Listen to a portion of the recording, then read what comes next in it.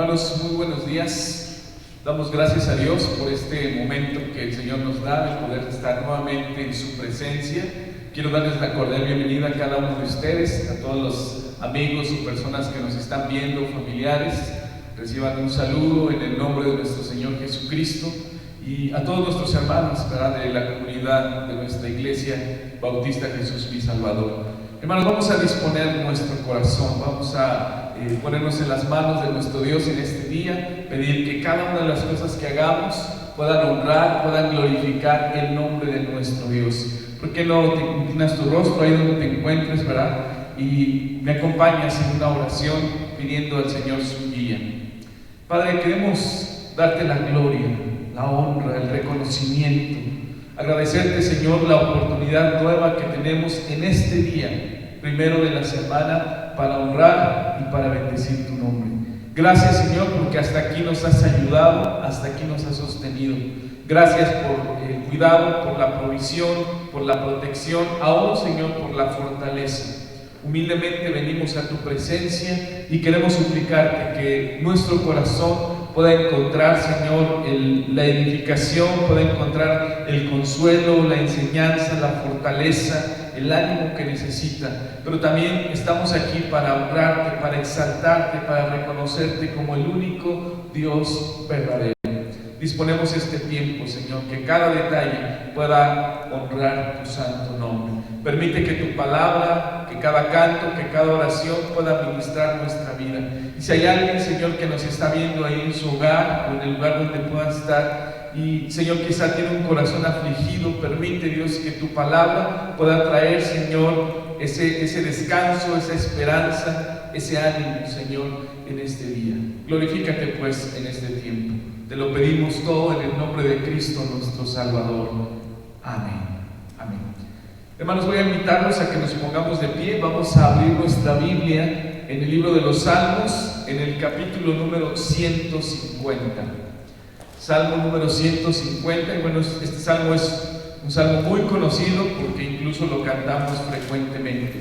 Vamos a darle lectura a este precioso salmo y con eso pues vamos a preparar este momento para exaltar, para glorificar el nombre de nuestro Señor. Salmo número 150. Dice la palabra de nuestro Dios: alabad a Dios en su santuario, alabadle en la magnificencia de su firmamento, alabadle por sus proezas, alabadle conforme a la muchedumbre de su grandeza, alabadle a son de bocina, alabadle con salterio y arpa, alabadle con pandero y danza, alabadle con cuerdas y flautas, alabadle con címbalos resonantes, alabadle con címbalos de júbilo. Todo lo que respira, alabe a Jehová. Aleluya. Bueno, pues con este preámbulo, ¿verdad?, de este salmo de adoración, dispongamos, hermanos, nuestro corazón, dispongamos todo nuestro ser para poder exaltar el nombre de nuestro Dios. Y ahí donde te encuentres, ¿verdad?, como dice este salmo, ¿verdad?, alabémoslo a son de bocina, con salterio y con arpa. Vamos pues a honrar a nuestro Señor con este tiempo de alabanza.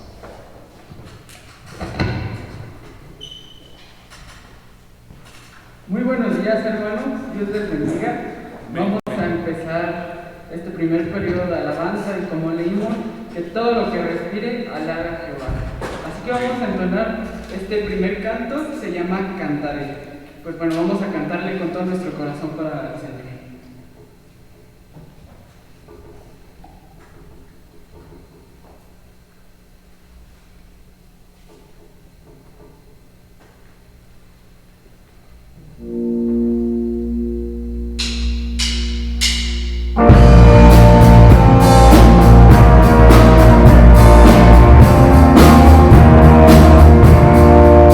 Cántame, pues cantado el aliento.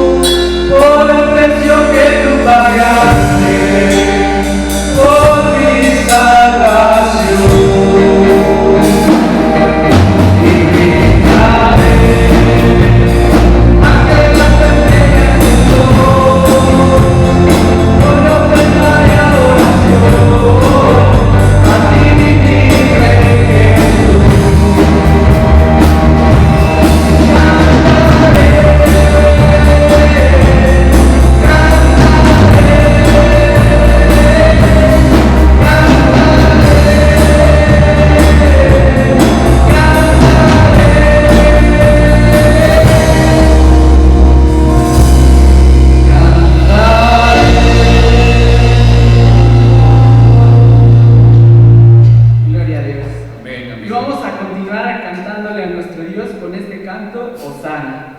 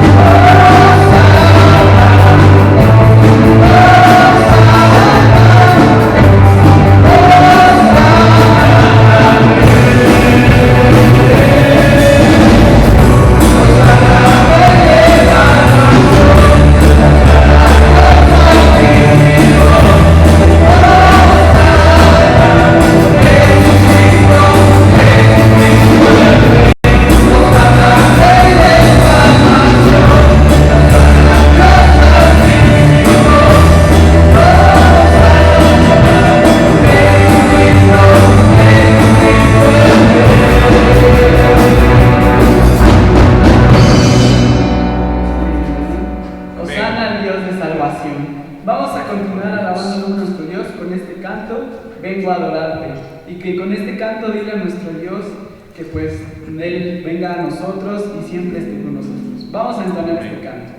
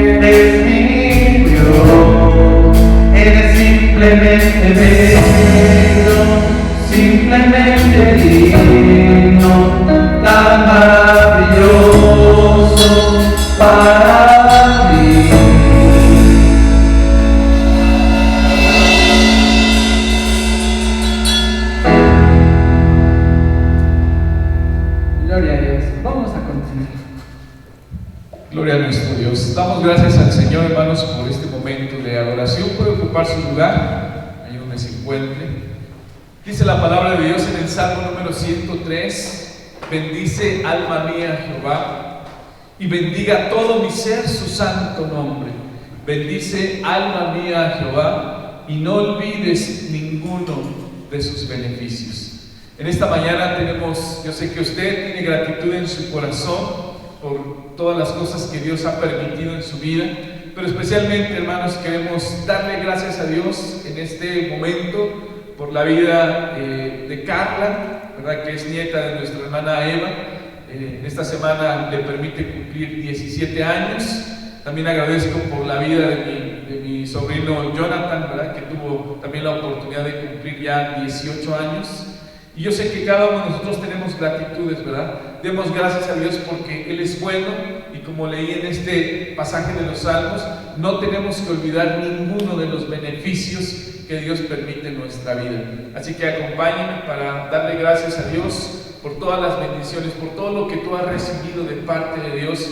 Es el momento de que tú puedas inclinar tu rostro y allí en tu lugar puedas darle gracias a Dios por eso que Él ha hecho.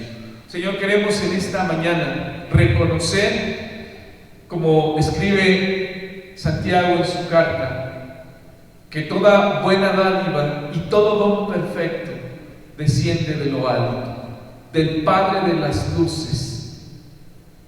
En este momento, Señor, queremos externar y expresar nuestra gratitud por absolutamente todas las cosas que tú permites en nuestra vida.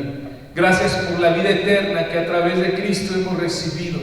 Gracias, Señor, por la vida física que tú nos das, por la vida de Carla, por la vida de Jonathan y por la vida de cada uno de nosotros, Señor, que nos das la oportunidad de seguir en esta vida terrenal. Gracias por tu presencia, gracias por tu palabra, por tu Espíritu Santo, gracias por nuestra familia, nuestra esposa, nuestros hijos. Gracias, Señor, por el cuidado y el sustento que hasta el día de hoy hemos tenido de tu parte.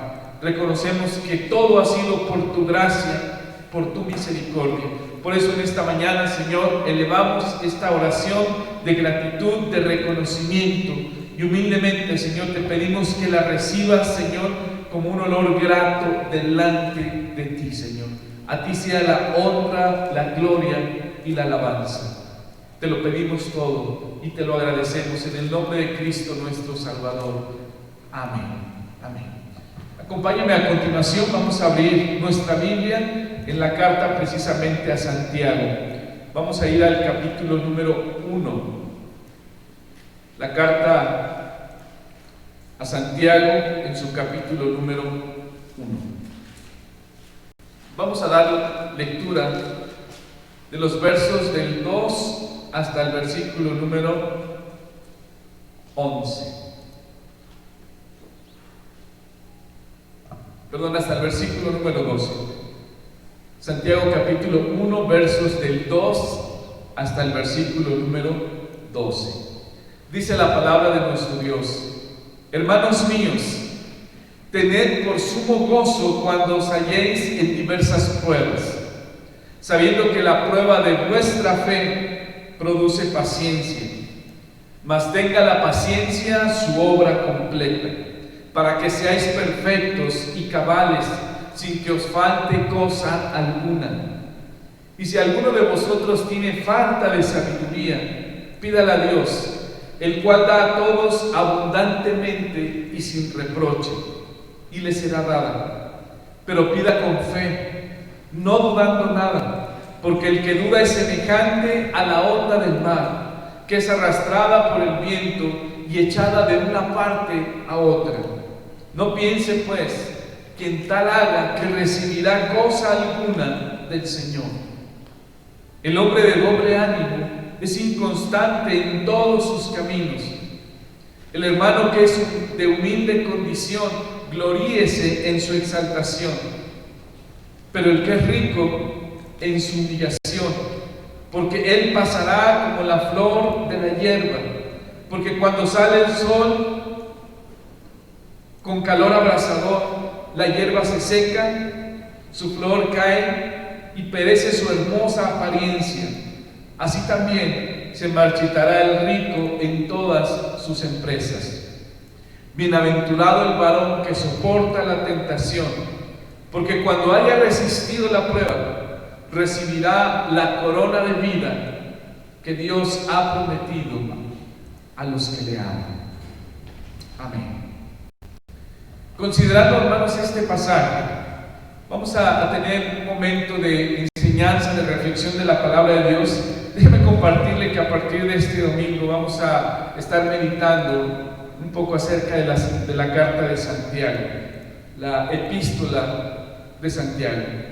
Y bueno, el tema que nos ocupa el día de hoy tiene que ver con el propósito de Dios, seguros del propósito de Dios. Y antes de entrar en el tema, quisiera darle un poco de contexto de esta carta. Seguramente es una carta que usted ha leído, solamente son 5 capítulos los que nos llevaría a poder recorrer esta carta de Santiago.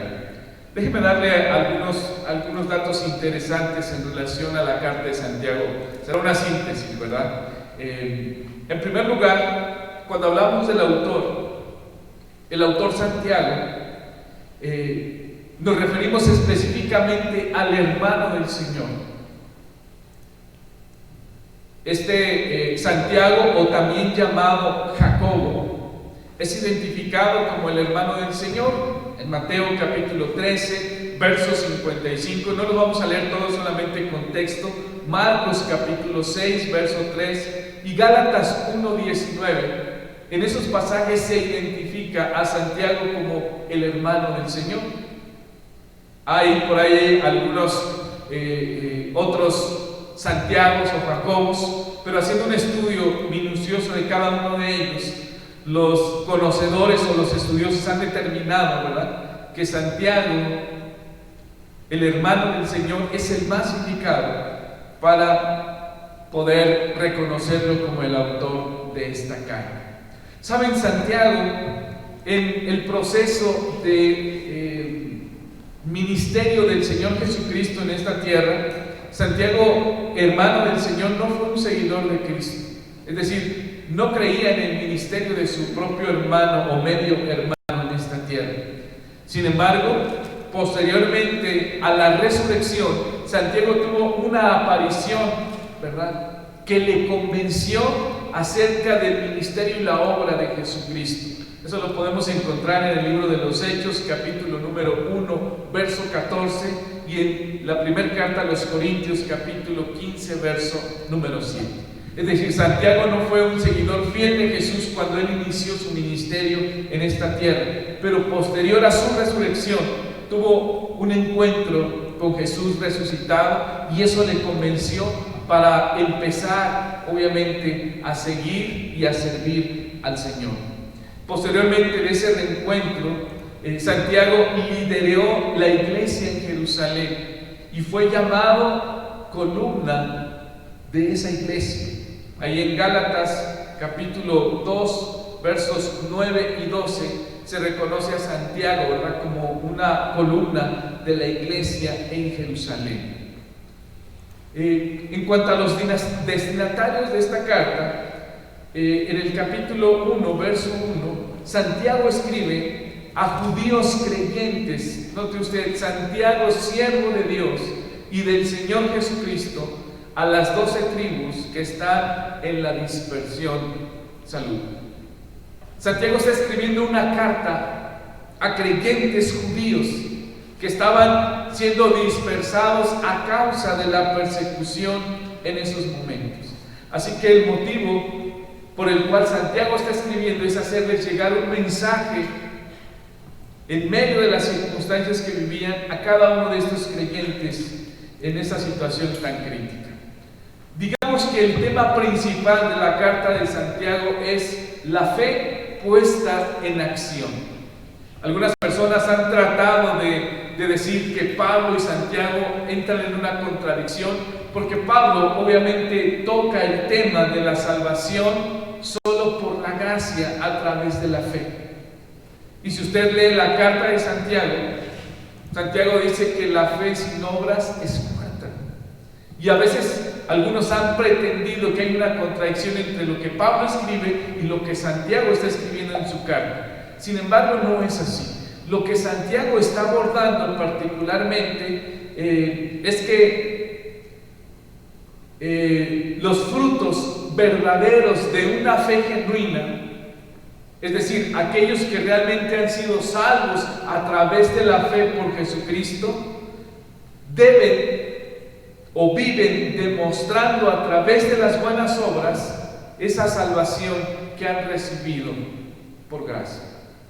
Pablo se enfoca que la salvación es solamente a través de la fe en Jesucristo, pero Santiago dice, una persona que ha sido salva a través de la fe en Jesucristo tiene que mostrar con su estilo de vida, con sus obras, que realmente ha creído genuinamente. Y en realidad no es una contradicción. Dentro de los temas que podríamos generalizar en los 5 capítulos, en el primer capítulo, si habría que poner un tema, podríamos hablar de la prueba de nuestra fe, aplicándolo a nuestra vida como cristianos. El capítulo 2 habla acerca de la evidencia de nuestra fe. El capítulo número 3 nos describe las enseñanzas de nuestra fe. El capítulo 4 habla acerca de la guerra que enfrentamos por nuestra fe. Y finalmente el capítulo 5 habla de la esperanza de nuestra fe. Algunos temas de la carta de Santiago es el sufrimiento y la perseverancia, la batalla contra las tentaciones de nuestra alma, la sabiduría terrenal, el carácter cristiano, las buenas relaciones, el servicio cristiano, el amor, el uso de la lengua, la religión pura, etc. Se dice que la carta a Santiago podría haberse llamado el Proverbios del Nuevo Testamento, por la cantidad de temas que en esos 5 capítulos el escritor toca, ¿verdad? Que son muy importantes para la vida cristiana. Teniendo en cuenta, hermanos, este contexto histórico, el día de hoy quisiera con ustedes compartir en el capítulo número 1, los versos del 2 hasta el 12, el primer tema. Dijimos que el primer tema del capítulo de Santiago habla de la prueba de nuestra fe, pero particularmente hoy quiero compartirles que hay seguridad del propósito de Dios, ¿verdad? Particularmente en el versículo o una fe verdadera, una fe genuina, una fe que está firmada en Jesús, puede evidenciarse por 3 cosas. Primero, porque hay seguridad del propósito. Segundo, porque hay bondad de Dios o hay seguridad de la bondad de Dios para el creyente. Y tercero, porque hay seguridad de la palabra de Dios para ese cristiano.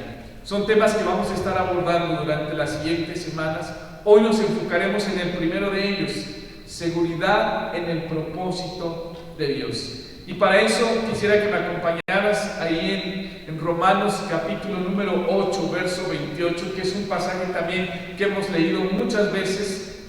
Y la primera cosa que yo quiero que quede grabada en su corazón en este día es la siguiente: no hay accidentes en la vida de los que aman a Dios. Escucha bien, no hay accidentes en la vida de los que aman a Dios. Todo está perfectamente ordenado por Él. En el capítulo 8 de Romanos, verso 28, dice: y sabemos que los que aman a Dios, todas las cosas les ayudan a bien. Esto es, conforme a los que a su propósito han sido llamados. Es un pasaje que hemos leído muchas veces. Bueno, quiero compartirte esto. Según Santiago, en el verso número 2, podemos reflexionar algunas cosas importantes. Santiago escribe: hermanos míos. Noten, Santiago está escribiéndole a creyentes, no está escribiéndole a inconversos, le está escribiendo a hermanos en Cristo. Y luego dice: tened por sumo gozo. Una de las cosas que es interesante notar en estas primeras expresiones es que el gozo es un mandamiento de Dios. Noten la expresión de Santiago: tened. Este verbo es un imperativo, es una orden. Cuando tú llegas con una persona y le dices: por favor, ten calma, le estás diciendo o le estás ordenando: tranquilízate. Santiago escribe: hermanos, tengan por sumo gozo. Tengamos en cuenta que el contexto inmediato de este verbo tiene que ver con la prueba y el sufrimiento, porque Santiago sigue diciendo: cuando os halléis en diversas pruebas. El apóstol Santiago nos revela que una fe verdadera en un creyente verdadero evidenciará un gozo máximo aún en medio de un problema o de una dificultad. La palabra sumo significa lo máximo, es decir, un disfrute que es indescriptible. Ahora, para que podamos entender un poco esto, yo quiero preguntarte: piensa en lo que más disfrute te produce en tu vida. ¿Qué es lo que más disfrutas hacer? Para algunos quizá el comer es algo indescriptible, la comida. Quizá para otros el deporte, cualquiera que sea, fútbol, básquetbol, ir a nadar, ir a correr, no sé. Quizá para otros ir a dormir, relajarse, descansar, es algo que realmente disfrutan. Tal vez otros lo hacen ayudando o sirviendo a otros. Allí encuentran su verdadera disfrute en su interior. Quizá otros el ir de compras, etcétera, etcétera. Piensa en aquello que te produce más satisfacción, más disfrute en tu vida. Bueno, ese disfrute que tú tienes en mente es lo que el Santiago está teniendo, ¿verdad? En mente cuando escribe: tengan por sumo gozo.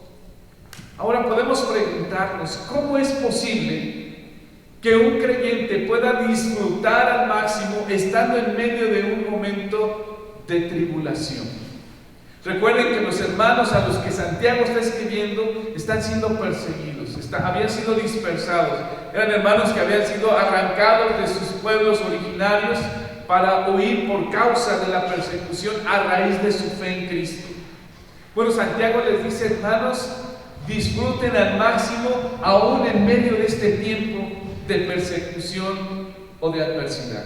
Y bueno, déjame decirte, la respuesta está en el pasaje que leímos en Romanos capítulo 8, verso número 28. Este pasaje nos enseña que el cristiano que ama, y aquí quiero hacer un énfasis, que obedece. Para Dios, amor se traduce en obediencia. En alguna ocasión Jesús le dijo: si me amas, guarda mis mandamientos. Para Dios, amor es obediencia. Entonces, el cristiano que ama o obedece al Señor, dice el pasaje, todas las cosas le ayudan a bien. Y sabemos que los que aman a Dios, todas las cosas les ayudan a bien. Quizá para un nuevo creyente va a ser difícil que ese creyente pueda gozarse en medio de la tribulación. Sin embargo, cuando ese creyente va creciendo en su vida espiritual, va madurando, entonces ese gozo, aún en medio de la dificultad, va siendo cada vez más indescriptible, más profundo, más real. ¿Por qué? Porque ese creyente sabe perfectamente que en su vida nada será obra de la casualidad, nada será para destruirlo, sino que Dios lo utilizará para un beneficio. Esa es la seguridad que tiene ese creyente. Por eso, hermanos, es posible disfrutar aún en medio de la prueba. Porque si yo amo a Dios, si yo obedezco a Dios, no tengo de qué preocuparme. Él encaminará cualquier situación, cualquier circunstancia a algo benéfico en nuestra vida. Tal vez, aunque en el momento sea complicado, pero Dios va a poner ese gozo o esa alegría porque hay esa certeza y esa seguridad. Por esa razón es que sí es posible que un creyente pueda disfrutar o pueda gozarse en medio de la tribulación, porque sabe que Dios está en control de la situación y eso que está sucediendo será utilizado por Dios para algo benéfico en la vida de ese creyente. Entonces es ahí donde el creyente halla esa seguridad en los propósitos de Dios a través de cada una de las pruebas. A veces, hermanos, puede sonar como algo trillado cuando estamos hablando con algún hermano que está en un momento complicado y le decimos: hermano, no te preocupes, Dios tiene un propósito. Y verdaderamente así es, pero ese creyente tiene que entenderlo. Cuando lo entiende, entonces va a disfrutar ese momento de prueba. Si no lo entiende, va a sufrir. Si no lo entiende, ese creyente se va a sentir totalmente desolado o abandonado. Pero por eso es importante: aquel que ama a Dios, aquel que obedece a Dios, todas las cosas le ayudarán para bien. Entonces, hermanos, reflexionamos en esta primera parte. No hay accidentes en la vida para los que aman a Dios. Dios ha ordenado absolutamente todo. Una segunda cosa que quiero compartir con ustedes es que Dios perfecciona nuestro carácter en medio de las pruebas. Dios perfecciona nuestro carácter en medio de las pruebas. Acompáñenme ahí a la carta a los Romanos, capítulo número 5. Y vamos a leer los versos del 3 al 5. Romanos capítulo 5, versos del 3 al 5. Dice así: y no solo esto, sino que también nos gloriamos en las tribulaciones, sabiendo que la tribulación produce paciencia, y la paciencia prueba, y la prueba esperanza, y la esperanza no avergüenza, porque el amor de Dios ha sido derramado en nuestros corazones por el Espíritu Santo que nos fue dado. Ahora, si usted hace un contraste en lo que Pablo escribe en su carta a los Romanos y lo que Santiago está escribiendo en su carta, usted va a encontrar que en realidad están hablando exactamente lo mismo. Pablo dice: nos podemos gloriar en las tribulaciones. Santiago dice: la tribulación debe de producir un gozo máximo, un sumo gozo. Pero ambos tienen, obviamente, como seguridad el hecho de que Dios está en control en medio de ese momento de prueba. Yo quiero preguntarte: ¿a quién no le quiere, a qué persona o qué persona no quiere crecer en su carácter positivamente?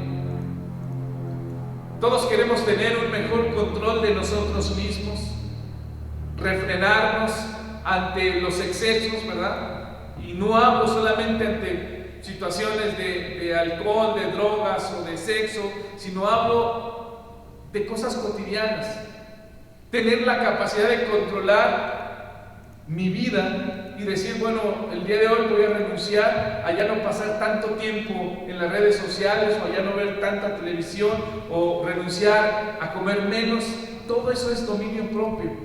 A seguir haciendo ejercicio o a hacerlo si no lo estoy haciendo. Todo eso es dominio propio y tiene que ver con el carácter. ¿Quién no quiere ser más amable con los demás? Desarrollar paciencia en su vida. Bueno, Santiago nos revela que la prueba perfecciona, pule, moldea nuestro carácter. Piensa en lo siguiente. Imagínate una escultura, la que tú quieras, cuyo material es la piedra, o tal vez la plastilina.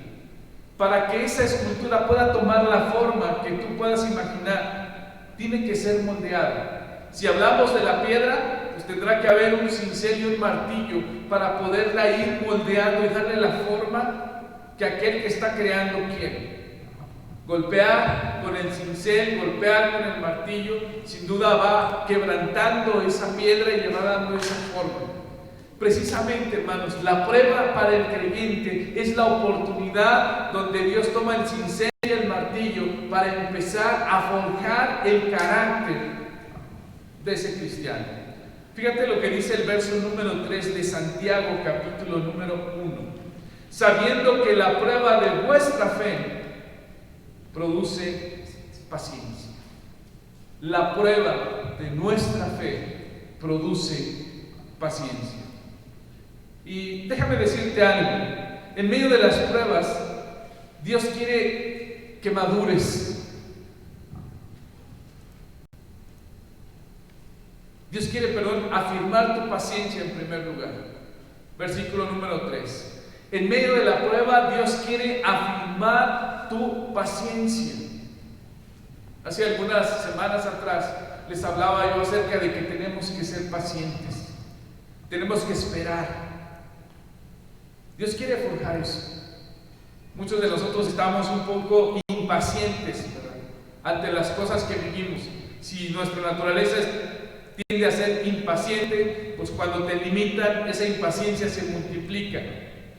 Bueno, en medio de la situación adversa, Dios quiere afirmar tu paciencia. Santiago y Pablo hablan que la prueba va a producir paciencia. Suena un poco complicado de entender humanamente.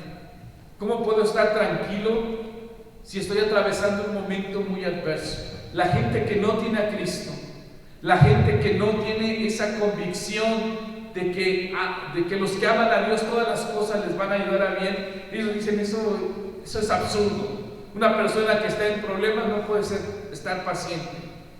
Una persona que está en dificultades no puede estar tan tranquila. Bueno, pero porque no tiene esa esperanza, no tiene esa convicción en el Señor. Así que cada vez que tú atravieses un momento adverso, Dios está moldeando tu paciencia. ¿Cómo saber si somos pacientes si todo está relajado?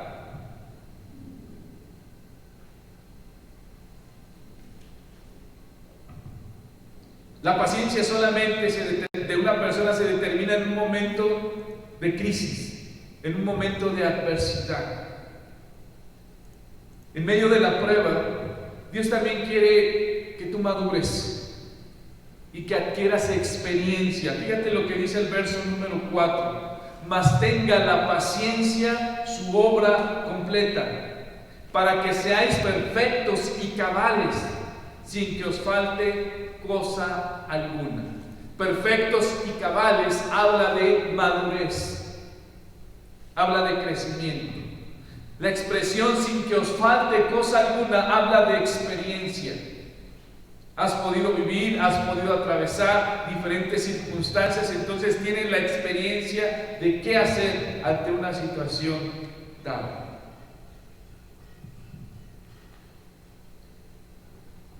Dios quiere que tú desarrolles tu carácter, que adquieras experiencia. ¿Y cómo se adquiere experiencia? Sino a través de vivir en carne propia toda circunstancia de esta vida. ¿Cómo puedes tú consolar a una persona que está atravesando un momento de enfermedad si tú nunca la has cruzado? ¿Cómo poder entender a una persona que está en medio de una necesidad material si tú nunca has atravesado necesidad? Dios quiere que como cristianos atravesemos las diferentes circunstancias de la vida para que podamos realmente entender a las personas que atraviesan una situación similar. Te pongo el ejemplo. Cristo tuvo que encarnarse, tuvo que tomar la forma humana, tuvo que nacer como cualquier ser humano, siendo Dios, según Filipenses capítulo 2. No escatimó el ser igual a Dios como cosa que aferrarse, sino que se despojó a sí mismo. Dios tuvo que someterse a todo el proceso que los seres humanos vivimos aquí para podernos entender. Así lo describe la carta a los Hebreos. Tenemos un sumo sacerdote que nos entiende, porque fue tentado en todo, dice el escritor, pero sin pecado. Dios quiere que tú adquieras experiencia, que tú madures, que tú crezcas en tu fe. De igual manera, Dios quiere participarte de su sabiduría. Santiago capítulo 1, versículo 5. Si alguno tiene falta de sabiduría, pídala a Dios, el cual da a todos abundantemente y sin reproche, y le será dada. ¿Sabes? Los momentos críticos, los momentos de adversidad detonan el hecho de que podamos pensar, podamos actuar de una manera que no pensamos cuando las situaciones estaban tranquilas. Esta crisis que vivimos a nivel mundial a través de este virus ha detonado que los laboratorios, que los científicos día y noche estén trabajando para crear una vacuna. Lo que escuchamos es que ya hay una vacuna, que está en un proceso de prueba. Y esa vacuna que tal vez nunca se hubiera desarrollado porque no habría la crisis como estamos atravesando, ha detonado que el hombre trate de buscar, de innovar, de crear algo. Lo mismo sucede en la vida del creyente. Ante una adversidad, Dios quiere que tú recurras a Él para pedir su sabiduría. Es cierto, tenemos que reconocer que cuando vienen las adversidades o las pruebas, pues a veces no sabemos cómo reaccionar. Entonces, Dios quiere que participemos de su sabiduría. Si no sabes qué hacer en el momento que está siendo probado, Dios dice claramente: acércate a mí, pídeme sabiduría y yo te la voy a dar abundantemente y sin reproche. Creo que en los momentos críticos de nuestra vida o de adversidad es cuando más crecemos si buscamos a Dios. Es cuando más experiencia adquirimos si tomamos la prueba como algo que Dios está permitiendo para moldear nuestra vida. Nuestro carácter se desarrolla. Es durante las pruebas donde Dios espera que reaccionemos con fe. Verso número 6. Pero pida con fe, no dudando nada, porque el que duda es semejante a la onda del mar, que es arrastrada por el viento y echada de una parte a otra. Es en medio de las pruebas cuando Dios espera que nuestra fe sea afirmada.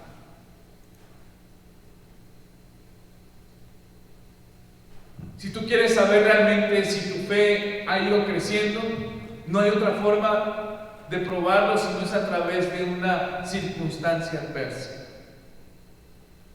Ustedes recordarán cuando Jesús iba en la barca con sus discípulos y él se quedó dormido, y entonces se levanta una gran tempestad y los discípulos empiezan a asustarse porque parecía que el barco se hundía, y entonces corren a ver al Señor, lo sacuden y lo despiertan y le dicen: Señor, despiértate que vamos a morir. Y el Señor se levanta, reprende al viento y al mar, se hace una gran tranquilidad y voltea a Jesús a ver a sus discípulos diciéndoles: hombres de poca fe. Sin duda era la oportunidad para que los apóstoles confiaran. Su fe estaba siendo probada a través de esa adversidad, pero no pudieron confiar. Se dejaron arrastrar por las emociones a pesar de que Jesús estaba con ellos. Los momentos adversos ponen a prueba nuestra fe. Por eso necesitamos depositar esa plena confianza en la adversidad. Leímos en el capítulo 5 de Romanos que podemos gloriarnos en medio de las tribulaciones. Así lo escribe el apóstol Pablo, sabiendo que la tribulación producirá paciencia, la paciencia prueba y la prueba esperanza. Pero luego Pablo dice algo muy importante: la esperanza no avergüenza. En otras palabras, lo que viene de una tribulación, lo que viene de una prueba, no es algo que tenga que avergonzarme, porque el amor de Dios ha sido derramado en nuestros corazones por el Espíritu Santo que nos fue dado. Dios está perfeccionando tu carácter en medio de las pruebas, pero lo está haciendo con amor, porque Dios ha depositado al Espíritu Santo en tu corazón y a través de eso Él está moldeándote de una manera amorosa. Tal vez sentimos la sacudida de la prueba, pero Dios no se ha olvidado del amor. Él te ama. Simple y sencillamente Él está puliendo tu carácter, está puliendo tu vida. No te avergüences si estás en pruebas. Gózate en el Señor. Él quiere perfeccionarte y al final traer un beneficio a tu vida. Sin embargo, quiero decirte esto. Acompáñame al capítulo 4, acompáñame a la primera carta de Pedro, capítulo 4, versículos del 14, del 12 en adelante. Te dije hace un momento, si tú estás atravesando una prueba, una tribulación, no te avergüences, gózate en el Señor. Confía, Dios tiene el control. Pero Pedro nos dice algo interesante.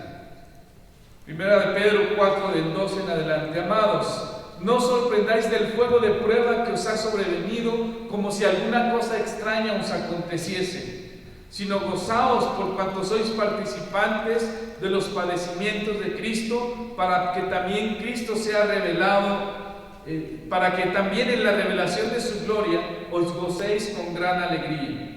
Si sois vituperados por el nombre de Cristo, sois bienaventurados, porque el glorioso Espíritu de Dios reposa sobre vosotros. Ciertamente de parte de ellos Él es blasfemado, pero por vosotros es glorificado.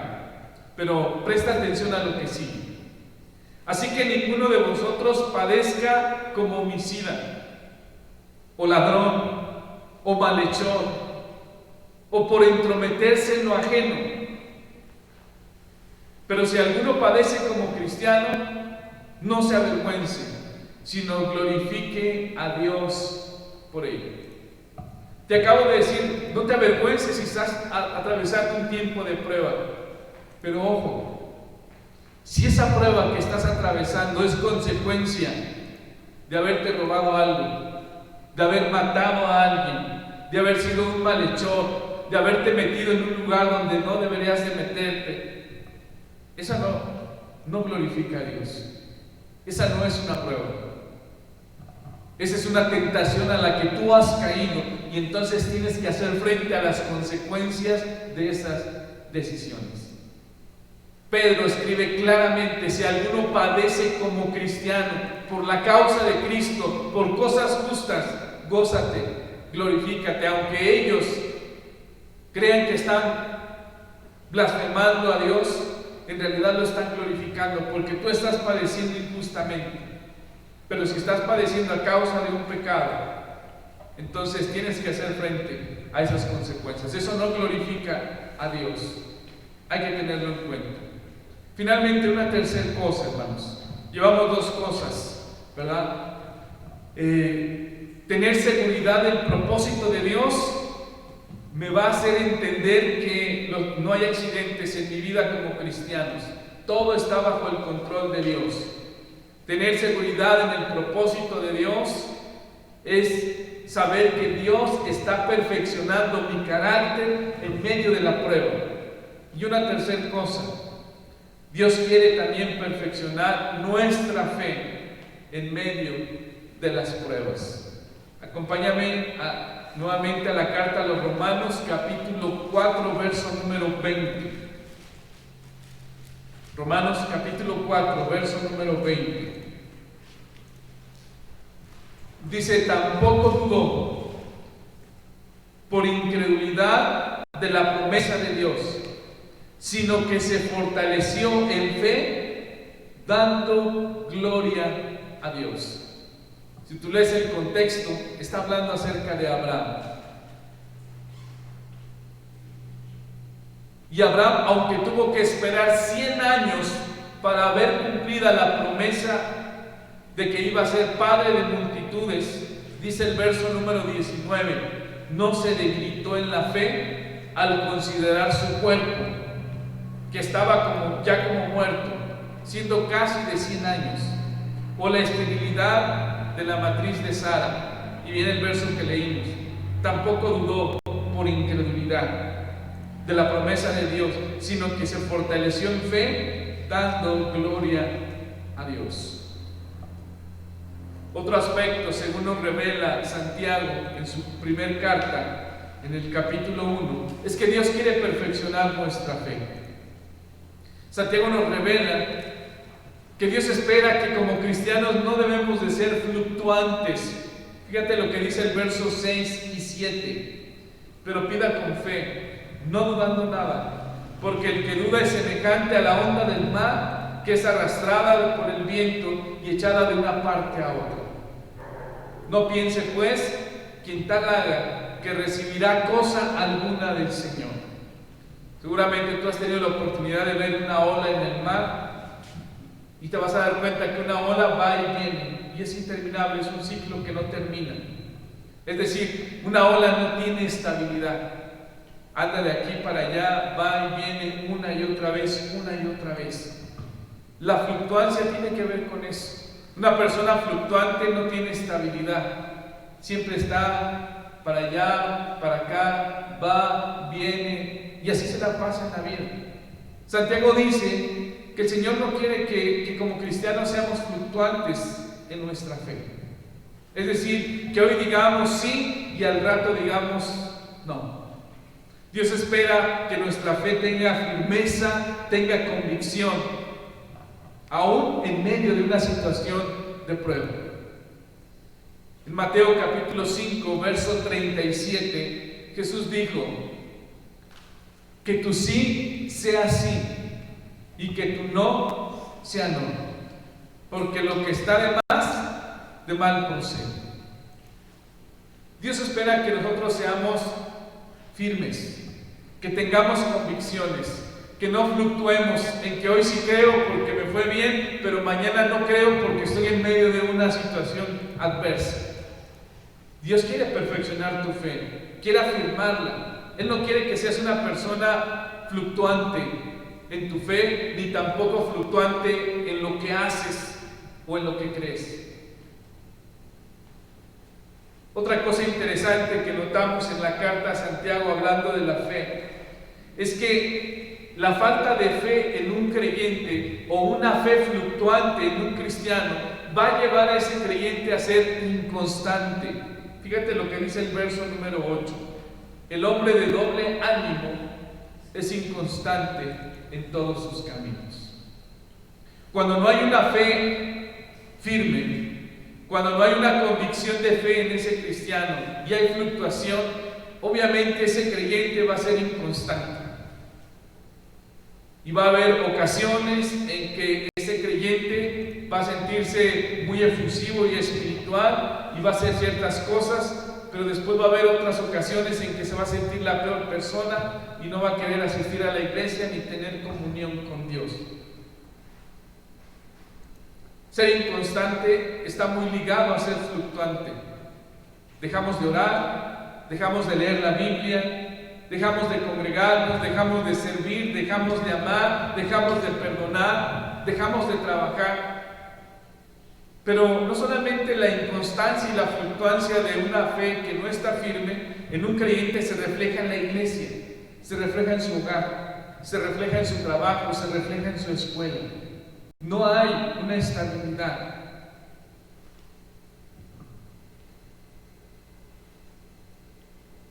Y no la hay porque no hay un carácter firme. Con facilidad nos desanimamos, nos cansamos, nos aburrimos, porque tenemos un carácter inconstante, un carácter fluctuante.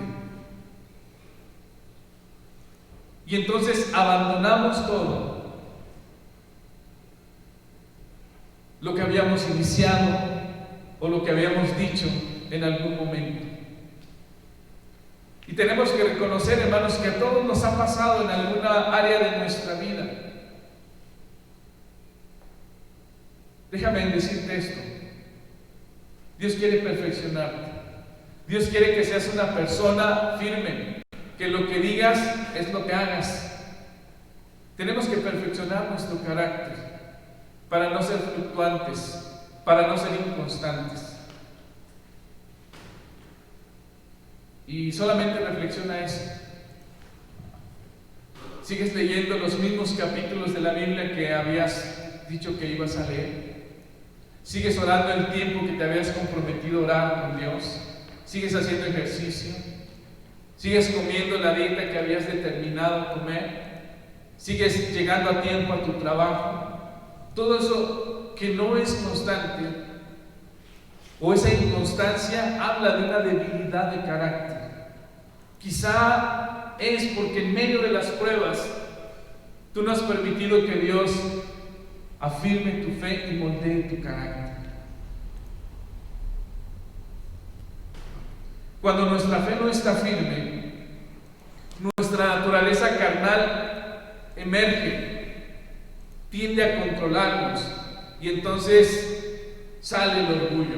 Fíjate lo que dice el verso 9 y 10 de Santiago: el hermano que es de humilde condición, gloríese en su exaltación, pero el que es rico en su humillación, porque él pasará como la flor de la hierba.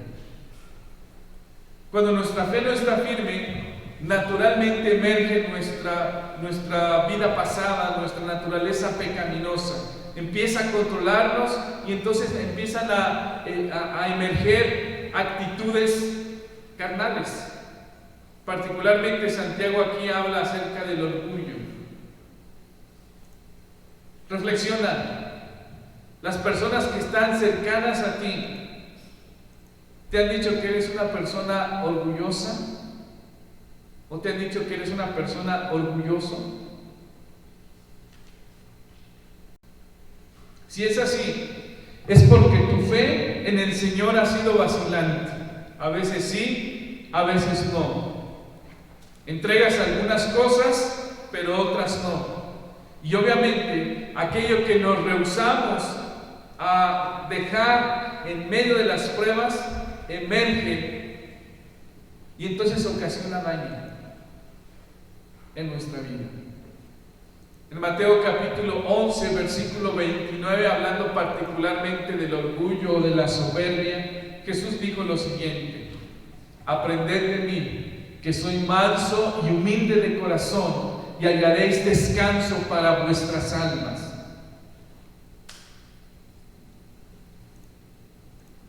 Cuando nuestra fe no está firme, ten en consideración que inmediatamente nuestra naturaleza carnal va a tender a controlarnos.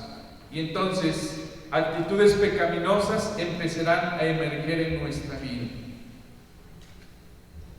Finalmente, quien tiene una fe firme, sabe que lo más importante no son las cosas materiales en esta tierra, ya que como nos lo enseña el verso 11 de Santiago, las riquezas simple y sencillamente son temporales. Dice el verso 11: porque cuando sale el sol Con calor abrasador, la hierba se seca, su flor se cae y perece su hermosa apariencia. Así también se marchitará el rico con todas sus empresas. Aquel creyente que está afirmado en su fe en el Señor entiende que las cosas materiales no son lo más importante. Sabe que simple y sencillamente son temporales. Por esta razón, Dios espera que no seamos materialistas. Nuestra fe tiene que ser afirmada, perfeccionada, y parte de eso es que tú no dependas de las cosas materiales, que tú dependas directamente de Dios. Leímos hace un momento, ¿verdad?, el ejemplo de Abraham. Dice que él se miró a sí mismo, ahí en el capítulo 4, me parece que fue el verso 19 de Romanos. Cuando él se miró a sí mismo, él vio un cuerpo totalmente muerto, pues ya tenía casi 100 años. Pero él no se dejó ver por eso material que veía, su propio cuerpo.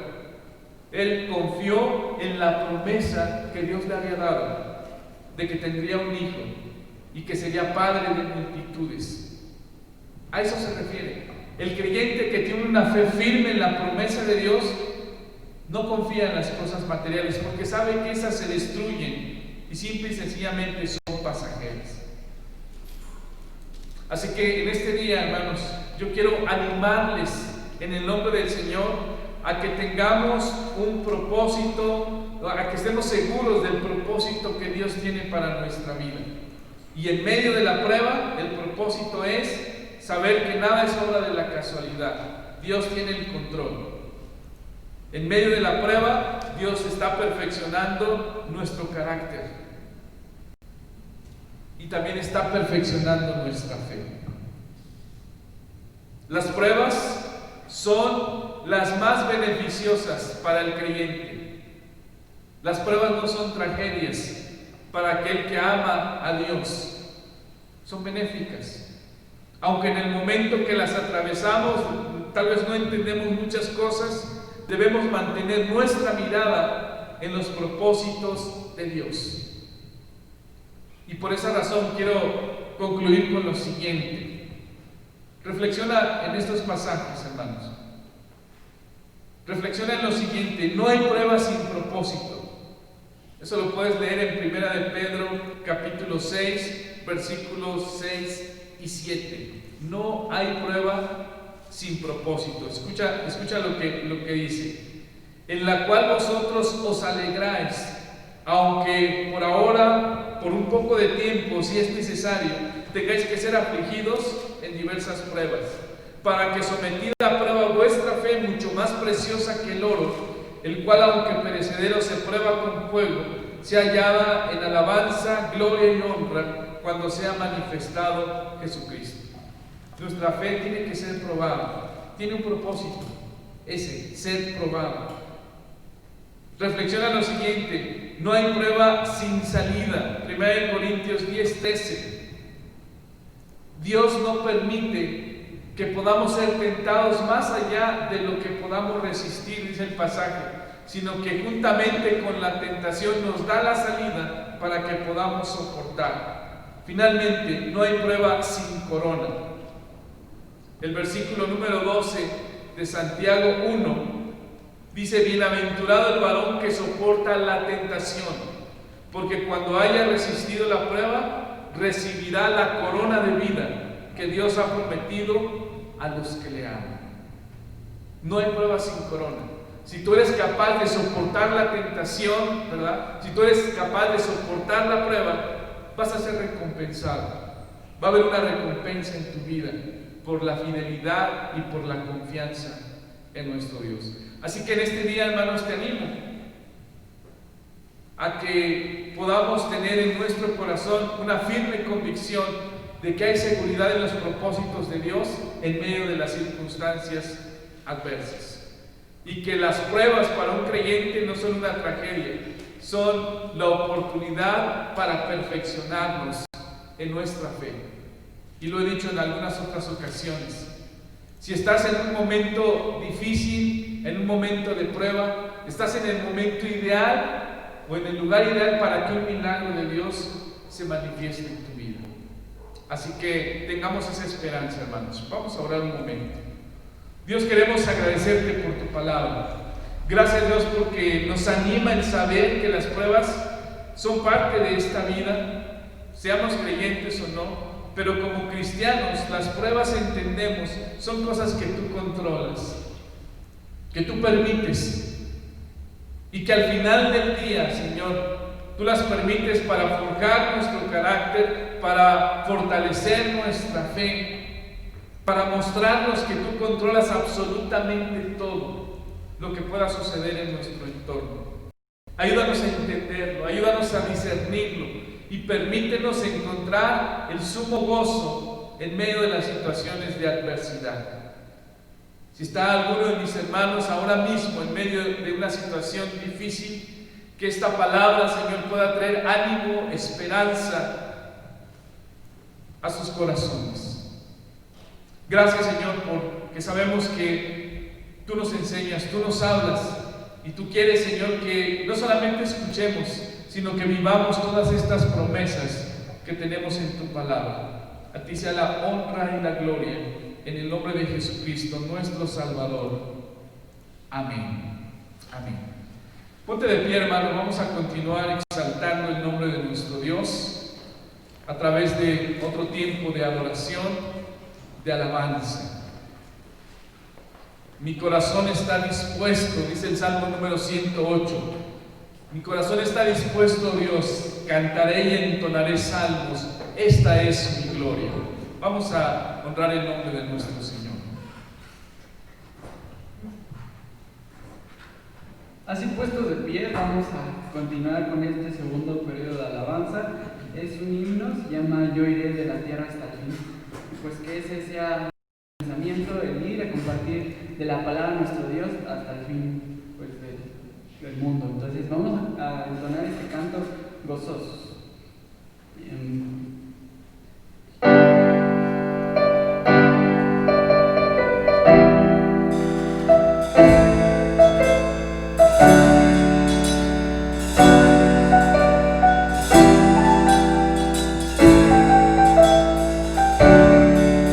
Escucho llantos de dolor, heridos en clamor, me hacen llorar.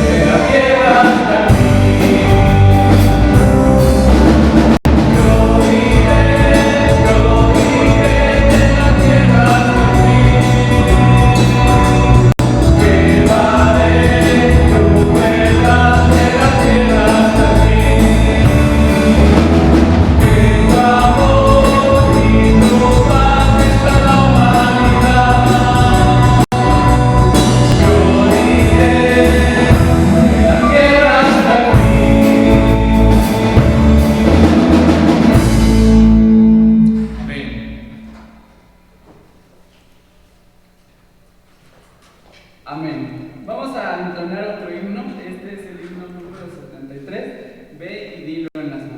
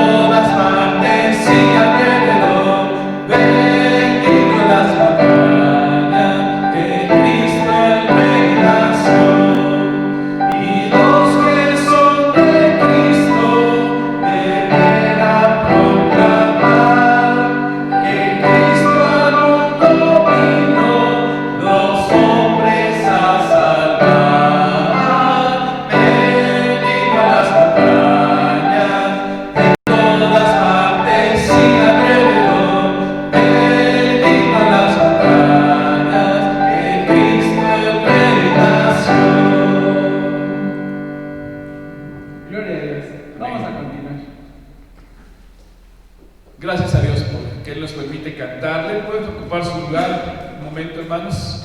Estamos llegando ya a la parte final de nuestro servicio de este día. Y bueno, otra manera de adorar, de exaltar el nombre de nuestro Dios es a través de depositar los diezmos y las ofrendas, ¿verdad? Así que voy a pedirte que, como dice la palabra de Dios, ¿verdad?, cada uno dé como propuso en su corazón, no con tristeza ni por necesidad, porque Dios ama al dador alegre. Segunda carta a los Corintios, capítulo 9, versículo 7. Es el momento en el cual podamos depositar aparte algo. Samuel, ¿quieres ayudarnos, por favor?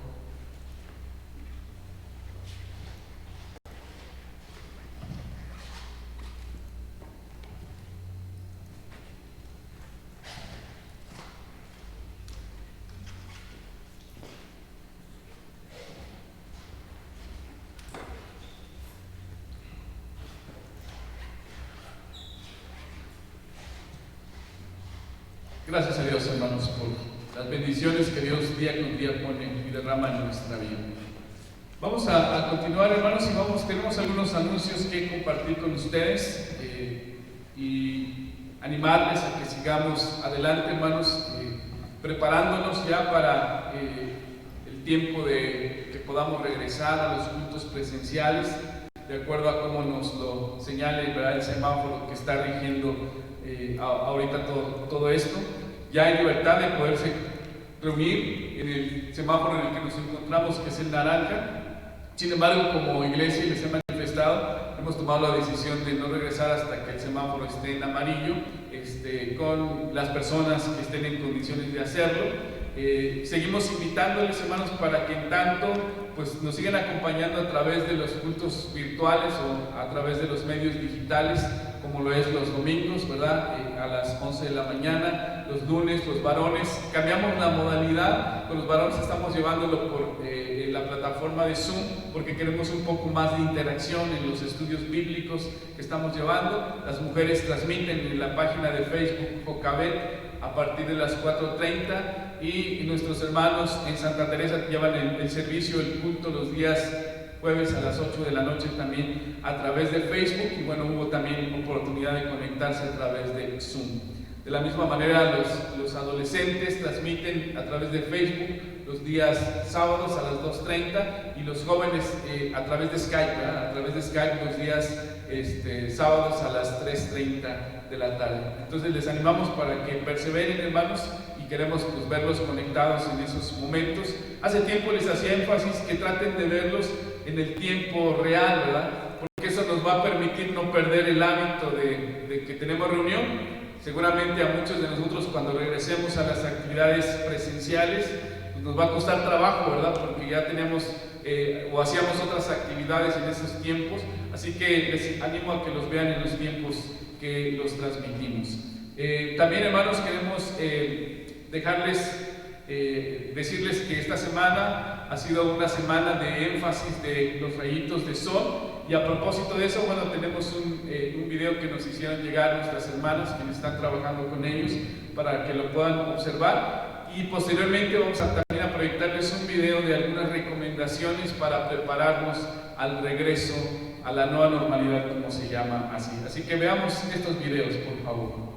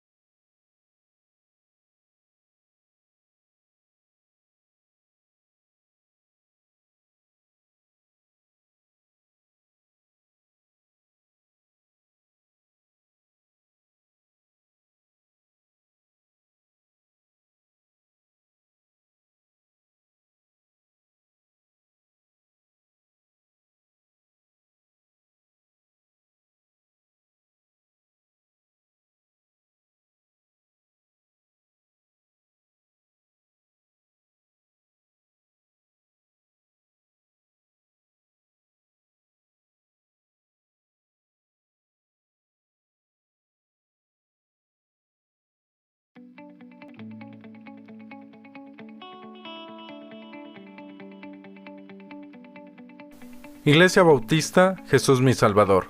Es una bendición vernos una vez más.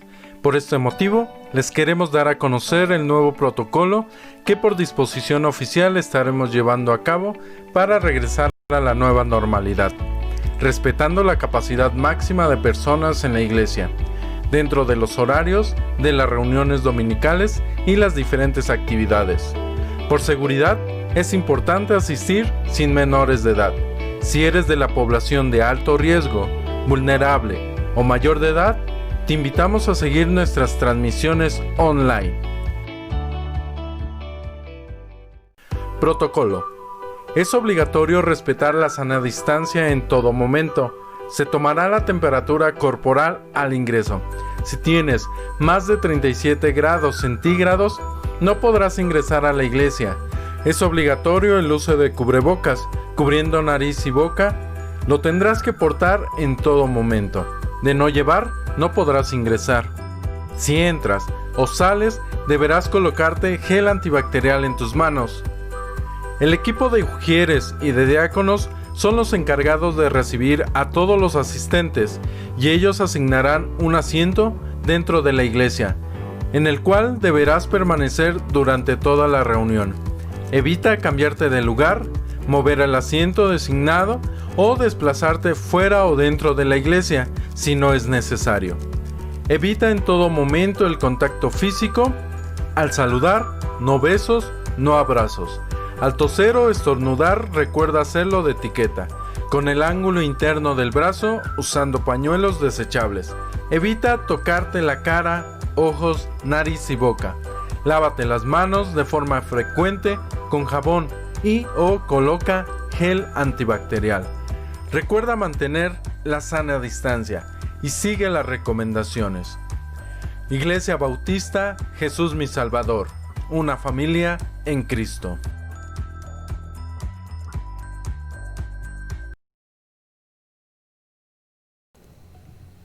Bueno, acabamos, hermanos, de ver estos videos, ¿verdad? Parece que nos falló el audio con el primero, pero damos gracias a Dios por la vida de nuestros pequeñitos, ¿verdad? Que han estado trabajando en medio de esta situación, y pues oremos porque Dios siga alimentando su vida espiritual también de cada uno de ellos. Asimismo, hermanos, vieron el video que es una serie de recomendaciones que vamos a estarles pasando para irnos familiarizando. Y bueno, para que cuando tengamos que regresar al templo sepamos cómo conducirnos, bajo qué medidas hacerlo.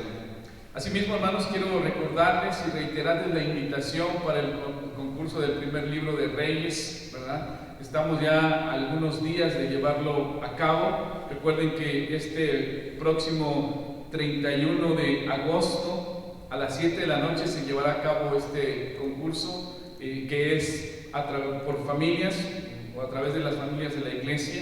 Les animo para que se inscriban, hermanos, ya sea con nuestro hermano Otilio Gómez o con nuestra hermana Dulce Reyes. Ellos son las que están organizando el concurso bíblico. Se están llevando lecturas del libro de los Reyes a través de la página de la convención. La federación también nos ha estado apoyando con eso.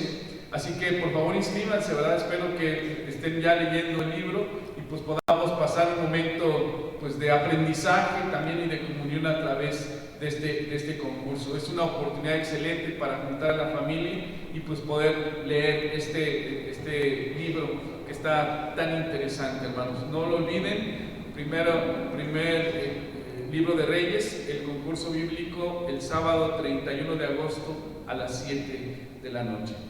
Hermanos, pues con eso estamos llegando al final. Voy a pedirles que nos pongamos de pie, vamos a ser despedidos con una palabra de oración. Señor, agradecemos este tiempo en tu presencia. Gracias por cada canto, por cada oración, por cada lectura. Gracias por la enseñanza de tu palabra de este día. Te rogamos, Dios, que tu Espíritu Santo pues ahora siga hablando, siga redarguyendo, siga trabajando en nuestra vida para que podamos hacer aquello que tú nos estás enseñando. Te pedimos, Señor, una bendición especial para cada hermano nuestro, para cada persona que pueda estarnos viendo, Señor, a través del Facebook. Que seas tú, Señor, el que llene su corazón, llene su vida, que abras puertas, Señor, a aquellos que están atravesando un momento de, pues tal vez de desempleo, un momento difícil en ese sentido, que tú les des gracia y tú puedas, Señor, también bendecir sus vidas, oh Dios. También oramos, Padre, para que de la misma manera tú bendigas a cada uno de los varones, de las mujeres, de los jóvenes, de nuestros niños en sus hogares, aquellos que salen al trabajo, que les resguardes. Y también, Señor, de una manera especial, no queremos pasar por alto nuestra gratitud por la noticia de saber que nuestro hermano Marcelino ya está en su hogar con su familia. Gracias por tu misericordia, porque sabemos que tú tienes misericordia del que tienes misericordia. Y a ti te ha placido, Señor, pues permitir que mi hermano regrese a su hogar y continúe pues su proceso de restauración. A ti sea la alabanza, la honra y la gloria. Y asimismo, Señor, te pedimos que nos ayudes a perseverar, Señor, en estas reuniones de oración que hemos iniciado los días miércoles a las 9 de la noche a través de la plataforma de Zoom. Gracias por todas las personas que se han conectado, incluso familiares de familias de nuestra iglesia. Permite, Dios, que encontremos ahí también un momento para descansar en ti. Despídenos de este tiempo en tu paz. Te lo pedimos en el nombre de Cristo nuestro Salvador. Amén. Hermanos, estamos despedidos. Que Dios nos los bendiga, ¿verdad? En esta semana que comienza.